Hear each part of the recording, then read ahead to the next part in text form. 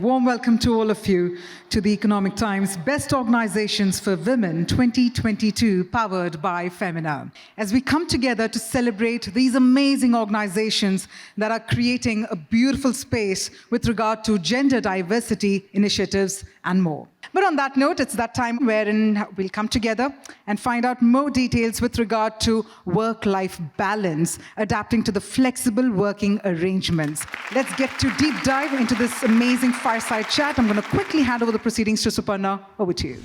I'd love for you to start the conversation by commenting a bit on how organizations can actually support, mentor, and promote women. I think from an organization perspective, I believe that bringing in gender diversity has got to be right on top of the agenda and not mix up gender diversity with other forms of diversity. And just as we talk about customizing the way we treat customers, I believe we should be having that same approach towards all our employees also and move it towards segment of one and hyper-personalization to be able to adapt the work and the working hours to the individual needs of the employee without, forgetting the overall objective of the organization, of course. Sunil, this one will be for you, which is that the last 1.5 years we've been working from home. Now, we are all getting back to, life as normal. Do you see any change in the way you would allow folks in the organization to come back to work? Like, do you expect people to come back full-time, or will there be flexibility around certain days on, certain days off? Has the work policy or balance changed in any way in the last 1.5 years? What we are doing at Henkel is what we are calling it as smart working. Okay, and what we mean by smart working is that it's all about empowerment, and you can be keeping it flexible. So just to give a bit of a dimension to it, we are saying that okay, you can come for, let's say, 3 days a week. But if people want to come 5 days a week, that's absolutely, we are more than welcome, right? There is also a big benefit. Almost everybody came back telling that people want to come back to office also, and they want to spend time because they feel that it's a very collaborative way of working that they were also missing. Okay, so 3 days per week is what we have done, and we have told that okay, you keep it flexible, which also empowers you, and you decide how you want to sort of ensure the work is going to be getting completed. Thank you so much. It's been an absolute pleasure, Sunil and Vishakha. Thank you for joining us today. And I'm just going to hand over to the organizers. Thank you very much to all of our panelists, all of our speakers. And with that, it's time for a quick makeover on the stage as well, because we're going to set the tone for our next panel discussion. The big question, what lies ahead? We're talking about actually identifying challenges of women workforce. So it'll be very interesting to deep dive into the session that will be beautifully spearheaded by Sujata. And on that note, I'm going to hand it over to Sujata. Over to you then. So Sumik, if you could just start us off and tell us what are some of the major shifts that you have seen women experiencing over the past few years, and what do you anticipate would continue to change for them in the next few years as well? Many organizations are now realizing that if you want to have a sizable workforce which is more women in the workforce, you need to have policies around how do you even retain them in the workforce. So that's one big positive shift which has happened in the last 3 to 4 years, I would say. The organization cultures are becoming more DEI conscious. So you would see more sensitization being done for managers on how to engage with the women workforce as well. So Runa, how can we, and what are you doing specifically in your organization also, to make sure that we create more opportunities for women to return, to increase the number of women in our workplaces, as well as to increase the number in leadership? So enabling women is also about letting the men know that we expect them to do their bit as well. So not only are we looking at flexible policies and things like that, but we're also looking at increasing paternity leave, for example, right? That's one. The second thing is, at AB InBev, right, ownership is a big deal. We expect people to be owners. We expect them to own their work, end to end, starting from the inception of the idea to delivering of the results, you own it, and we drive that culture. We have to give women the ownership of choosing how they want to do that as well. Krishna, what is it that you and your organization are doing in that area to bring about a more equitable workplace for women? We believe in having a diverse and inclusive culture. And to that end, we have put in a lot more programs and initiatives which provides that platform. Like, for example, last year, we came up with this platform called as WINGS. It's Women's Initiative for Networking, Growth and Success. Now, the main focus of this platform is to provide that ecosystem, that environment to all of our women employees to come together, and through this they can raise whatever they want. So that was very enlightening, and now I'm going to move to you, Nilesh. Let's talk about how can organizations create a psychologically safe workplace for women, because that seems to be the upcoming ask, saying, how can I feel comfortable? To me, there are two pillars to it. One is very cultural and second is structural. In cultural, for me, inclusion, and today we are talking about gender, but overall inclusion. To me, it's nothing but recognition and then respecting and leveraging differences. To me, that's inclusion kind of. Very happy to say that in our company, in our research and development, we have at least 22% of representation of women. And on structural piece, what we realize is that to have more women in workforce, specifically in our industry, which is struggling in the functions like customer-facing functions, sales, because you go out and meet physicians. It's not an easy job, right? And what we realize that one of the barriers for women to come to the workforce is not having that safe environment to travel and to eat. Where do you eat, kind of, So what we did is that we pay higher level allowances to women's sales force just to make sure that they are physically safe to travel, and that also leads to their psychological safety to join the workforce, kind of. I think that's one big step that we have taken structurally. Thank you very much, Sujata, and thank you to all our panelists as well. Ladies and gentlemen, to begin the felicitations, first up, the organization that's being felicitated. Let's hear it for Hindustan Unilever Limited.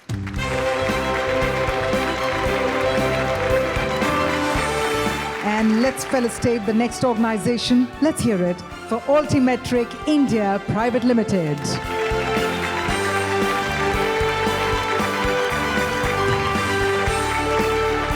And now, moving on, ladies and gentlemen, let's have a huge round of applause for Bajaj Alliance General Insurance Company Limited. Huge round of applause, ladies and gentlemen, for Sai Future.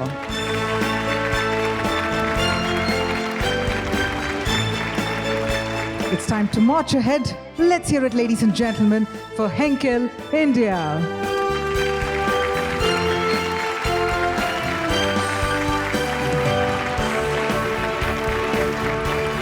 Let's hear it for Magic Moments Radico Khaitan Limited.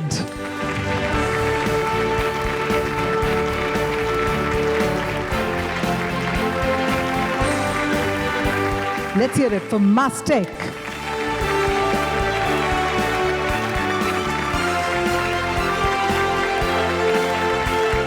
Time to felicitate the next organization, ladies and gentlemen, and let's hear it for Maersk.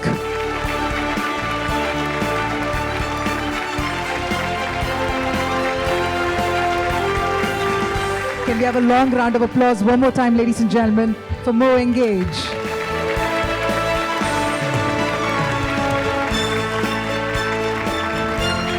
It's time to have an impactful round of applause for Olam Information Services.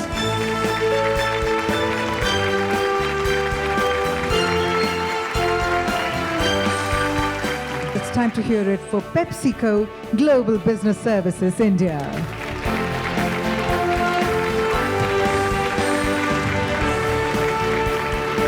Up next, let's hear it for Power Grid Corporation of India Limited.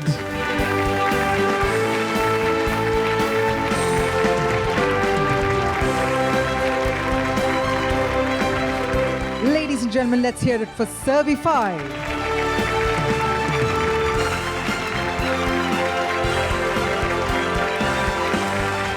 Let's hear it one more time for ZS Associates Private Limited.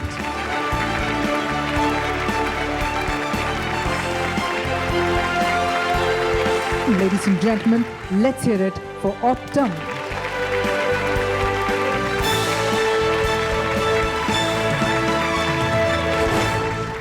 See, the gender diversity is just a portion of the overall diversity, equity, and inclusion ecosystem that we focus on.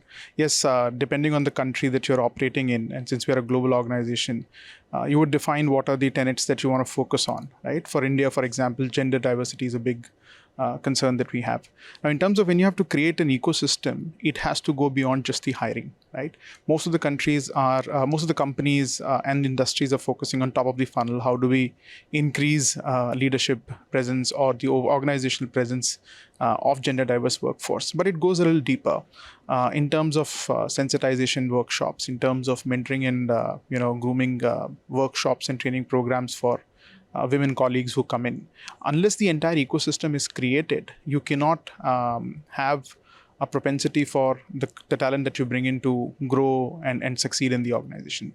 So in terms of the overall ecosystem to be really working efficiently, there are multiple portions or the different parts of the machinery that needs to come into force. So like I said, you bring them in, the right onboarding, the sensitization program, including how do you make your hiring process inclusive? How do you make your onboarding program inclusive? How do you make sure that a career transition, when it's happening in whatever time period is okay for your organization? There are programs available for that. And then as we were also listening to the panel internally as well, there is a lot of mentoring, etc., which is needed to be provided to the talent which is out there. But I think the biggest work which any organization which needs to do is on removing the cultural and the unconscious bias which is there amongst people, which could be an impediment to growth of the gender diversity numbers as well as the talent that you bring in.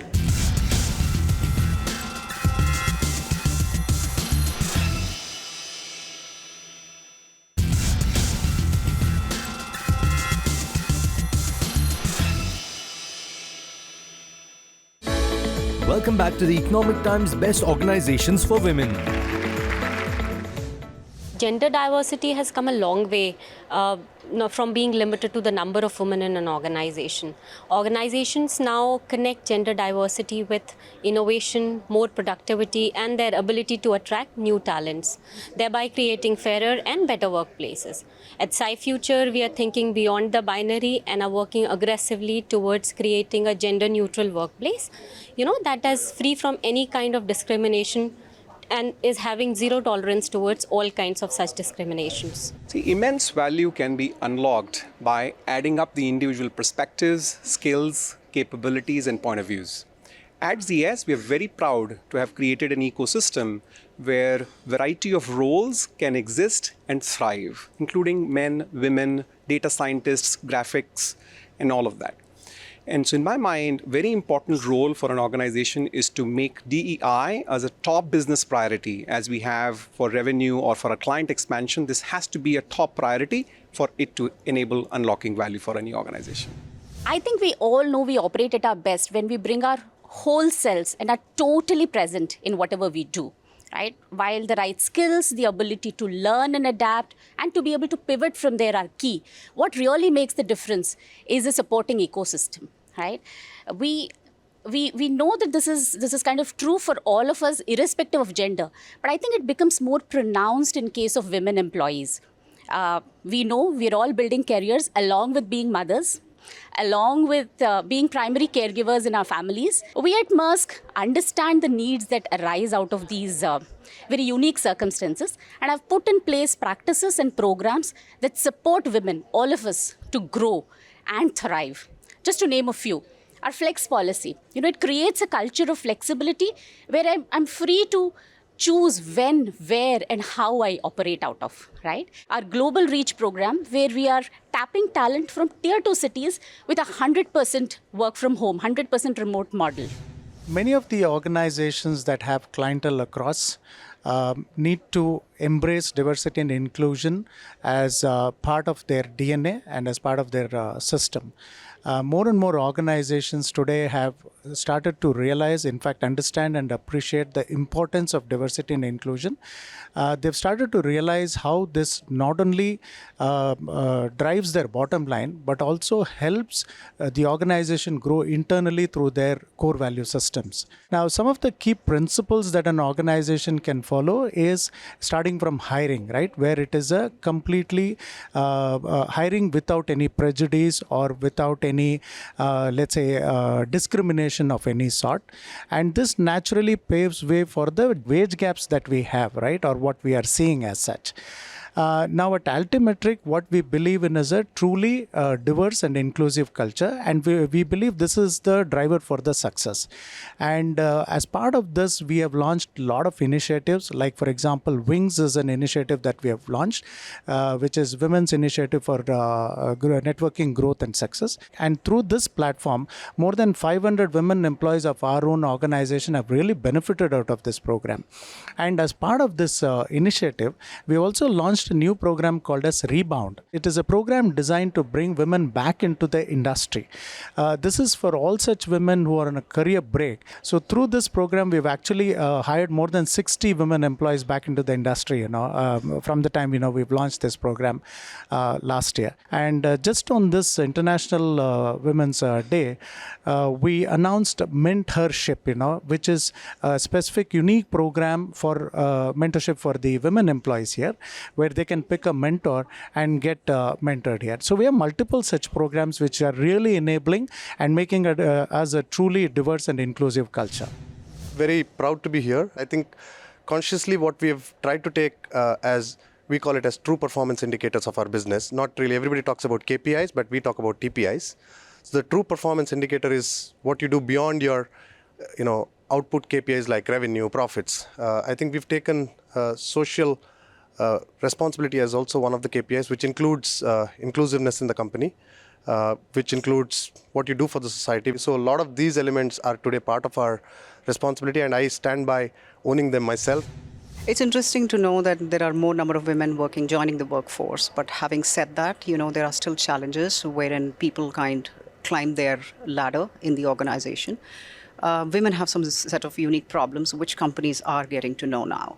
And they're striving and making every effort to make it a better place to work for, including, some of the scope. They have expanded the scope of the benefits, such as the childcare, or even getting the reimbursement for the housekeeping services, particularly during the pandemic. However, having said this, it's still a long journey. I think it is important to focus on building a pipeline of women, of potential women leaders. And in this regard, I think it's pertinent to draw attention to biases, breaking biases rather. One of the biases that exists is the one within society, but also the one that women have towards oneself, right? And I think in this regard, it's really important for women in leadership today to act as brand evangelists. It's also important for women, existing women leaders, to be able to give comfort to all of these women. Gone are the days where women in leadership or at senior positions would be a rare thing. Times have changed, and across the globe you'll see that women have been playing a very important role at all levels. So even in the Alcobev industry, in the fraternity itself, you'll see liquor is being consumed almost equally by men as well as women. And therefore you'll see even in the workforce there are women in leadership and at across levels within the organization as well. So in 2019, PepsiCo set out with an audacious goal of gender parity, of achieving gender parity. And we are a rapidly growing organization, a capability center, which has grown from 0 to 2,200 in 3 years. So finding female talent with specific STEM capabilities was our utmost challenge, but we have strived to create an environment which is inclusive for all our employees and gives them a space to express themselves. And in this journey, we are very proud to have achieved 48% women in all roles across levels, and at least a third of those in leadership positions. Organizations which have top women managers are supposed to be very clearly having at least 21% better on the profitability. Same thing when it comes to even job seekers. They are almost looking like, 67, 68% are looking for an organization that they want to join where there is diversity and inclusion. And these are global studies done by very reputed organizations. And even in the innovation front, it has been told that almost 19% you get better when you have a very diverse and inclusive organization, all leading to a very strong, collaboration at the end of the day, which has also been measured and told that it is around 26%. I think it's fantastic statistics to have from a business case perspective. And of course, there are softer areas at the end of the day, but purely from a business case, I think this in itself is a great testimony to have. From a Henkel perspective, we are a 146 years young organization, okay, and so for us it is not recent. We have been kind of doing this for many generations. Even our own purpose has been around pioneers at heart for the good of generations. So we strongly believe that you have to complement diversity, complement the differences, and that's exactly what you get as the real long-term sustainable benefit. While of course many organizations are looking into this in the recent past, but at Henkel this is one of our core value system, and we live in and day out on this part of the value system. So we strongly believe in this, and it's part of our DNA. For last 1 decade, we have been really working hard on this topic, making women represent in every area, making them enable in every field, and coming out with many great practices for which we have been acknowledged. We have around 8% of women workforce, and particularly with our tougher domain, like we have operation all across India and very difficult remote sites, enabling women to work at those sites freely, independently, and encouraging them to take tougher role. That's what we are preparing them for. I think we've been on the diversity journey for quite some time now. And interestingly, over the years, I think it's not just the policy, it's also the whole mindset change along with the processes that one works with. And we've been blessed. We've got brilliant leaders who really believe in the cause. And as an organization, we've always been a people-centric organization. But the intent was, how do we get women in the front and get them to speak? So right now, I think I have a lot to thank to the women of Mastic. We still have a long way to go to really build a culture which is far, far more inclusive than what it is today. I think if I look at it from a pure perspective, if I look at any country, half the population would be women. And if they're out of workforce, I don't think that would be a good sign for economic growth of a country. That's the first part. The second part is diversity of thoughts, diversity of the way you look at it, and diversity of how business can be done is very critical. So it has a very strong business case, if you ask me. There has to be immense diversity. There has to be understanding from a customer perspective. There has to be understanding from a product perspective. There has to be understanding from a service perspective. You can't be just one kind of thought process which would be leading the business to the next level. You would have many thought processes which can take it to the next level. It is the respect of diversity which is more critical, from my perspective, to take the business to the next level. Our resilience and innovation drive our gender diversity policies here in Olam. We have a culture of entrepreneurship and innovation. Having access to this diverse workforce helps us achieve our organization goals. And it's incredible what we can achieve through this collective performance. IDEO initiatives, which stands for Inclusion, Diversity and Equity at Olam, is directly chaired by our CEO. And these beliefs are instituted across the organization, right from our frontline managers to our senior leadership. And this is what truly differentiates us.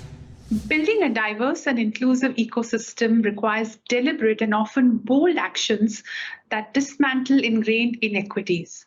At HUL, we are working proactively to audit our talent sourcing and selection, performance and reward and talent management systems for structural biases, and making conscious choices to introduce progressive policies and practices that will allow us to level the playing field.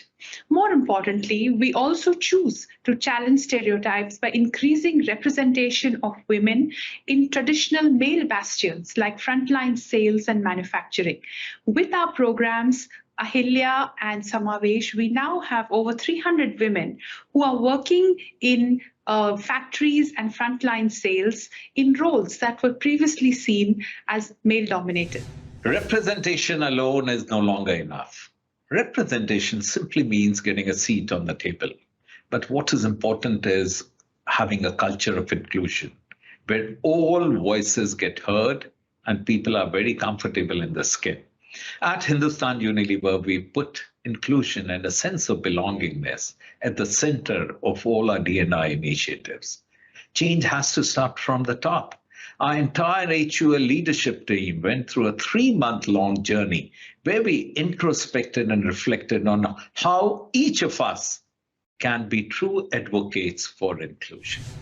Honestly, a business case for D&I in today's world is quite rhetorical. We have prevented many risks and failures by encouraging dissent and diversity of thoughts.